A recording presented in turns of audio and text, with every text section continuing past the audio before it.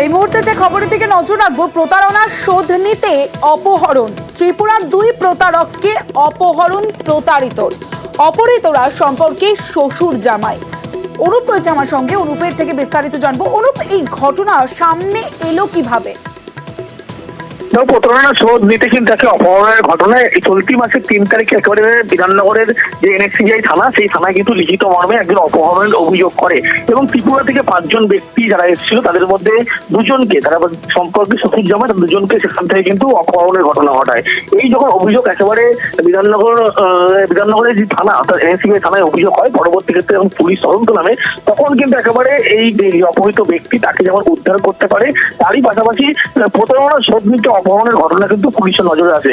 ত্রিপুরার এই দুই ব্যক্তিকে অপহরণের মূলত ঘটনা এরাই প্রতারিত আগে করেছিল। অপহৃত যারা ব্যক্তি তারা কি দুজনেই সম্পর্কে শ্বশুর জামাই। এয়ারপোর্ট এলাকা থেকেই দুজনকে অপহরণ করা হয়েছিল। অপহরণ করেন বেলঘড়িয়ার বাসিন্দা সুজয় চট্টোপাধ্যায় নামে এক ব্যক্তি এবং অপহরণের তদন্তে নেমে প্রতারণা চক্রে হদিশ মিলেছে প্রতারণা গ্রেপ্তার অপহরণকারী কিন্তু একেবারে সুজয় চট্টোপাধ্যায়। জিজ্ঞাসাবাদে কোটি কোটি টাকা কিন্তু প্রতারণাটা ঠিক কি প্রতারণা?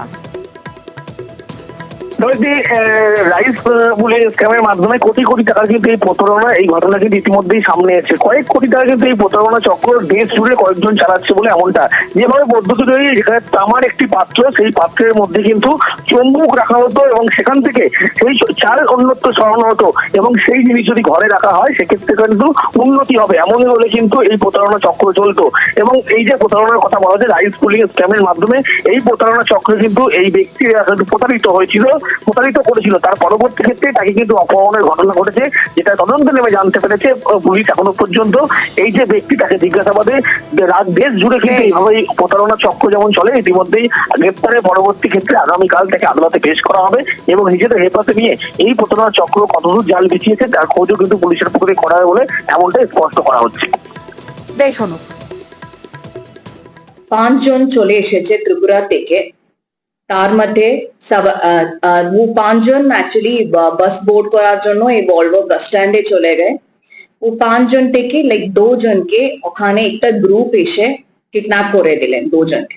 তো police party after investigation Belgharia থেকে ওনার অ্যারেস্টও করে, অ্যাকিউজকে অ্যারেস্ট করে দিলেন আর ভিকটিমকে রিকভার্ড। তারপরে এই এন্টায়ার কিডন্যাপিং ইনসিডেন্ট কেন হলো, this is related to rice pulling scam.